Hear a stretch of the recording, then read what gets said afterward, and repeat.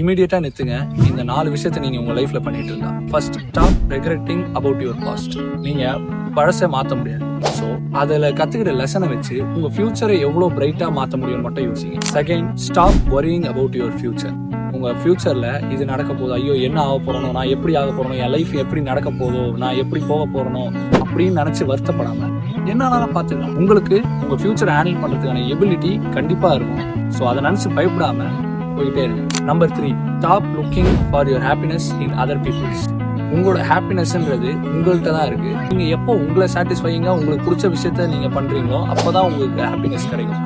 மற்றவங்கள்ட்ட இருந்து உங்களோட ஹாப்பினஸ் நீங்க எக்ஸ்பெக்ட் பண்ணீங்கன்னா அது கண்டிப்பா நடக்காது. Number 4, stop under estimating your own strength. உங்களால இது முடியாது, உங்களுக்கு இந்த எபிலிட்டி கிடையாது அப்படின்றத தயவு செஞ்சு அப்படி யோசிக்காதீங்க. ஏன்னா உங்களுக்கே உங்களோட இன்னர் ஸ்ட்ரென்த் என்னன்றத கண்டிப்பா தெரியாது. ஸோ நம்புங்க, life will be changed. You can handle everything. உங்களால அதை நினைச்ச விஷயத்த நினைச்ச மாதிரி பண்ண முடியும். So don't worry, your future will be shine like a sun.